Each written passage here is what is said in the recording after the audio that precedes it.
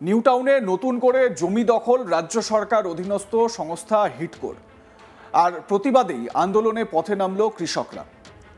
পাথরঘাটা বাদামতলা থেকে আলিয়া ইউনিভার্সিটি যাওয়ার রাস্তার বাঁদিকে যে 3 ফসলা জমিগুলি রয়েছে, সেই জমিতে চাষ করা বিভিন্ন ফসল কেউ বা কারা রাতারাতি নষ্ট করে দেয়।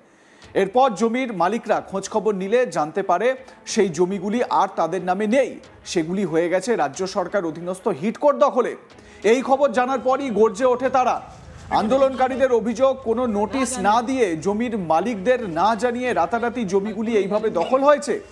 বামফ্রন্ট সরকারের আমলে এইভাবেই জমি রাতারাতি দখল হতো, কিন্তু তৃণমূল সরকার ক্ষমতায় এসে প্রতিশ্রুতি দিয়েছিল কোনো জমি নতুন করে দখল করা হবে না। কিন্তু দেখা যাচ্ছে কোনো পদ্ধতি না মেনেই জমির মালিকদের সঙ্গে কথা না বলে জমির মূল্য না দিয়ে রাতারাতি দখল করে নিচ্ছে জমি।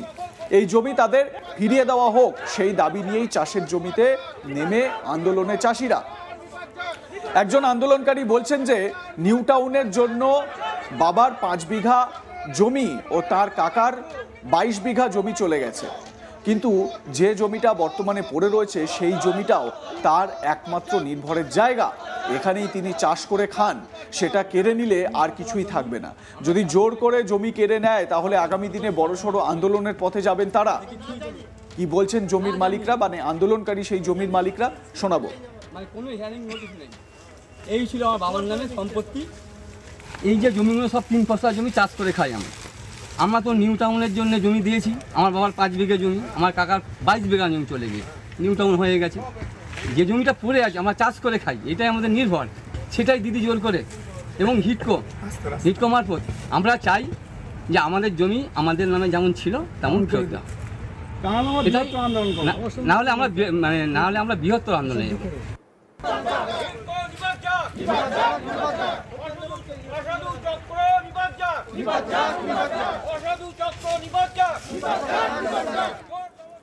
অর্থাৎ এই জমিকে কেন্দ্র করে একটা তীব্র অসন্তোষ বা আন্দোলন কিন্তু লক্ষ্য করা যাচ্ছে নিউ টাউন ওই চত্বরে। আমার সহকর্মী অরিন্দম ভট্টাচার্য এই বিষয়ে তার প্রতিবেদনে কি জানাচ্ছেন, শুনুন। রাজারহাট নিউ টাউনে চাষের জমি অধিগ্রহণের অভিযোগ কৃষকদের, আর অভিযোগের তীর হিটকোর দিকে। চাষিদের অভিযোগ যে একদিন তারা হঠাৎ করেই দেখে যে তাদের যে চাষের জমি রয়েছে, অর্থাৎ 3 ফসলি যে চাষের জমি রয়েছে, সেই জমির যে ফসল সেগুলোতে কে বা কারা রাতের অন্ধকারে আগুন লাগিয়ে দিয়েছে।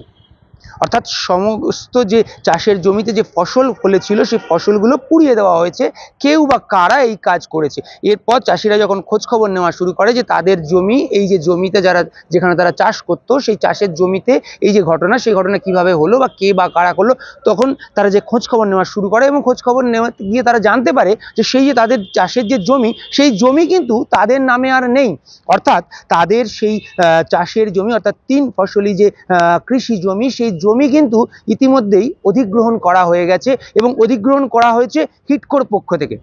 এই খবর যখন তাদের কাছে আসে, এরপর তারা কিন্তু এই যে সিদ্ধান্ত, অর্থাৎ এই যে তাদের যে এই অভিযোগের বিরুদ্ধে তারা কিন্তু পথে নামে। তারা এই হিটকো যে অফিস, সেই অফিসের বাইরে কিন্তু তারা পৌঁছয়, বা তারা যে প্রশাসন দপ্তরের বাইরে পৌঁছয় এবং সেখানে কিন্তু তারা তাদের এই অভিযোগ নিয়ে বিক্ষোভ প্রদর্শন করে। তাদের দাবি হচ্ছে মূলত যে এর আগে যখন বামফ্রন্ট সরকার ছিল, সেই সময় যে জমি অধিগ্রহণ করা হয়েছিল, অর্থাৎ রাজারহাটে সেই সময় জমি অধিগ্রহণ করা হয়েছিল, চাষের জমি অধিগ্রহণ করা হয়েছিল, কিন্তু তারপর যখন তৃণমূল ক্ষমতায় আসে, অর্থাৎ যখন তৃণমূল সরকারে আসে, তখন কিন্তু তৃণমূলের পক্ষ থেকে বলা হয়েছিল যে চাষের জমি আর অধিগ্রহণ করা হবে না। এরকমটাই কিন্তু কৃষকদের বক্তব্য। কিন্তু তারপরেও কিন্তু তাদের যে চাষের জমি, অর্থাৎ নিউ টাউনের পাথরঘাটা যে বাদামতলা এরিয়া, সেখান থেকে আলিয়া ইউনিভার্সিটির দিকে যাওয়ার পথের যে জায়গা, সেই জায়গায় এই জমিগুলো রয়েছে এবং এই জমিগুলোতে কিন্তু চাষের কাজ হতো এবং এই জমিগুলোকে 3 ফসলি জমি বলেই কিন্তু দাবি করছে কৃষকরা। তাদের বক্তব্য যে সেই জমিগুলো কিন্তু অধিগ্রহণ করে নেওয়া হয়েছে, যেটা কিন্তু তৃণমূল যখন সরকারে এসেছিল তখন কিন্তু তারা বলেছিল যে কোনো চাষের জমি তারা অধিগ্রহণ করবে না।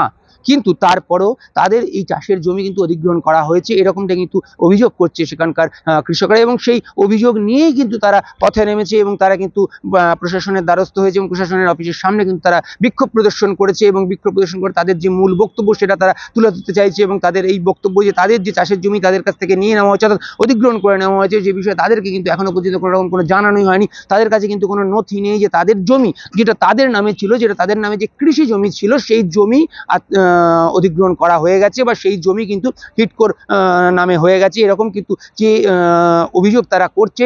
এবং তাদের বক্তব্য যে তাদের কাছে এরকম কোনো নথি নেই বা তাদেরকে কিন্তু জানানো হয়নি, না সরকারের পক্ষ থেকে বা হিডকো দপ্তরের পক্ষ থেকে বা অন্য কোনো প্রশাসনিক আধিকারিক কেউই কিন্তু তাদেরকে এই বিষয়ে কিছু জানায়নি।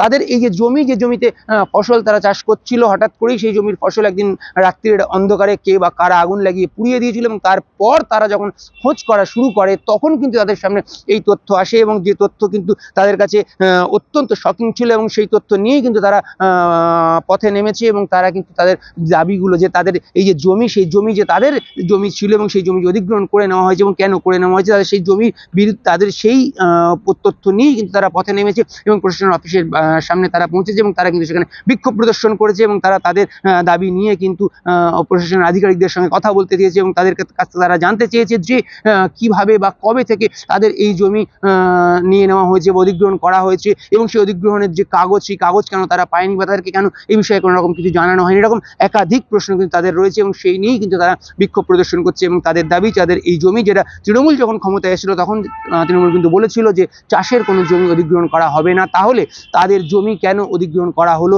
বা তাদের জমি অধিগ্রহণ করার ক্ষেত্রে তাদেরকে না জানিয়ে এই সিদ্ধান্ত কেন নেওয়া হলো, এরকম কিন্তু একাধিক প্রশ্ন, এবং সেই প্রশ্ন নিয়েই কিন্তু তারা পথে নেমেছে এবং তারা তাদের এই যে দাবি নিয়েই কিন্তু বিক্ষোভ প্রদর্শন করছে।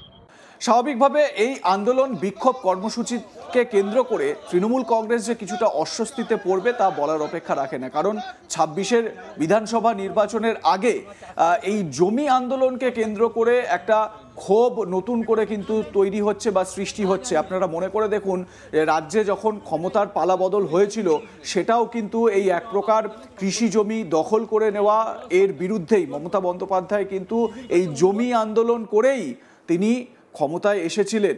সেই সময় ছিল বামফ্রন্ট সরকারের সময়। বামফ্রন্ট সরকারের সময়ও নাকি এইরকমভাবে জমি দখল করে নেওয়া হতো, সেই সময় নানান খবরও এই প্রসঙ্গে হয়েছিল। তার পরিপ্রেক্ষিতে মমতা বন্দ্যোপাধ্যায় তিনি আন্দোলনে নেমেছিলেন এবং এই জমি আন্দোলনই মমতা বন্দ্যোপাধ্যায়কে মাইলেজ দিয়েছিল।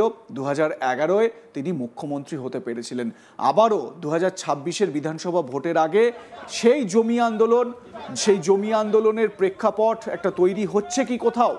বিজেপি বিরোধী দল, প্রধান বিরোধী দল, তারা কি এই ইস্যুটাকে সেইভাবে কাজে লাগাতে পারবে? ঠিক যেরকমভাবে মমতা বন্দ্যোপাধ্যায় 2007, 8, 9, 10 ওই সময়টায় এই আন্দোলনগুলোকে কাজে লাগাতে পেরেছিলেন, যেরকমভাবে তিনি ঝাঁপিয়ে পড়েছিলেন বিভিন্ন ইস্যুকে কেন্দ্র করে, পারবেন কি বিজেপি নেতারা? মমতা বন্দ্যোপাধ্যায় সিঙ্গুরে যে 26 দিনের অনশন করেছিলেন, যদিও সেই অনশনের জন্য মমতা বন্দ্যোপাধ্যায় পলিটিক্যাল মাইলেজ পেয়েছিলেন ঠিকই, কিন্তু রাজ্য থেকে টাটার মতন সংস্থা চলে গিয়েছিল গুজরাটে। আর তারপর আমরা যদি শিল্পের বাস্তবতাটা দেখি তাহলে আমাদের রাজ্যে ভাঁড়েমা ভবানী অবস্থা, শিল্প কিন্তু সেইভাবে আমাদের রাজ্যে আসেনি। তো এই প্রসঙ্গে আপনাদের মতামত কি জানাতে ভুলবেন না। দেখতে থাকুন আজ তাক বাংলা, সাবস্ক্রাইব করুন আমাদের ইউটিউব চ্যানেলটি, বেল আইকন প্রেস করুন নোটিফিকেশন পেতে।